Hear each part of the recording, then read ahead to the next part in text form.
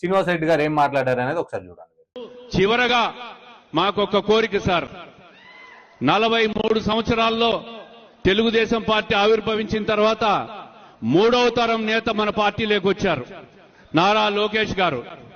మరి పార్టీకి భవిష్యత్తులో యువతకు ఒక భరోసా ఇవ్వాలన్నా, పార్టీకి భరోసా ఇవ్వాలన్నా నారా లోకేష్ గారిని డిప్యూటీ సీఎంగా ప్రమోట్ చేయాలని చెప్పి మేమందరం కూడా కోరుకుంటున్నాం సార్.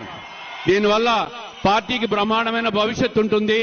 అన్ని రకాలుగా యువతను ప్రోత్సహించే విధంగా ఆయన ఈరోజు ఐటీ రంగానికి కానీ, పారిశ్రామిక రంగానికి కానీ, అనేక సంస్థలు రాష్ట్రానికి తీసుకొచ్చే దాంట్లో కానీ ఆయన చేస్తున్న కృషిని ప్రజలందరూ గమనిస్తున్నాం.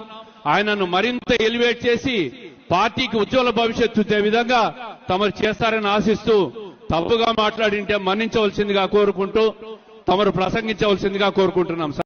శ్రీనివాసరెడ్డి గారు మాట్లాడిన మాటలకు ఎవరైతే జన సైనికులు ఉన్నారో జన సైనికులు కూడా సమాధానం చెప్తూ, నారా లోకేష్ గారిని డిప్యూటీ సీఎంగా చేయండి, పవన్ కళ్యాణ్ గారిని సీఎంగా చేయండి, చంద్రబాబు నాయుడు గారిని కేంద్ర రాజకీయాల్లో ఏవైతే కేంద్ర ప్రభుత్వం ఉందో దానికి సంబంధించిన రాజకీయాల్లో పంపించండి అనే విధంగా జన సైనికులు మాట్లాడుతూ ఉన్నారు. ఆ మాటలు కూడా ఒకసారి వినండి. నమస్కారం, నా పేరు గోష్ఠి చిలుగారి కృష్ణమూర్తి, కడప జిల్లా మైదుకూరు నుంచి జనసేన సైనికుని. మరి నిన్నటి రోజున ఆంధ్రప్రదేశ్ రాష్ట్ర ముఖ్యమంత్రి శ్రీ నారా చంద్రబాబు నాయుడు గారు మైదుకూరు పట్టణంలో ఎన్టీఆర్ వర్ధంతి సందర్భంగా కార్యకర్తల సమావేశం నిర్వహించారు. ఆ వేదిక మీద టీడీపీ జిల్లా అధ్యక్షులు శ్రీనివాసరెడ్డి గారు, వాసు అంటారు, ఆయన ఒక అభిప్రాయాన్ని వెలిబుచ్చారు. అదేంటంటే నారా లోకేష్ గారిని 3వ తరం నాయకుడిగా, ఉప ముఖ్యమంత్రిగా చూడాలని టీడీపీ నాయకులు, కార్యకర్తల ఆకాంక్ష అని తెలియజేశారు. మరి ఒక జనసేన నాయకుడిగా మా ఆకాంక్ష కూడా మీ ముందు తెలియాలని అనుకుంటున్నాము.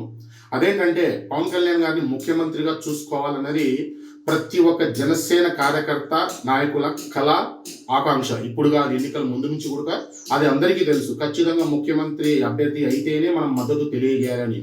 కానీ 5 కోట్ల ఆంధ్రుల భవిష్యత్తును దృష్టిలో పెట్టుకొని పవన్ కళ్యాణ్ గారు ఎంతవరకు తగ్గి కూటమి నెగ్గించారో ప్రతి ఒక్కరికి తెలుసు.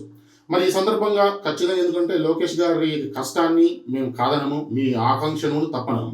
కానీ అలాగే మిమ్మల్ని ఉప ముఖ్యమంత్రిగా లోకేష్ గారిని చేస్తే పవన్ కళ్యాణ్ గారిని ముఖ్యమంత్రిగా ప్రమోట్ చేయాలని చెప్పి మా కోరిక.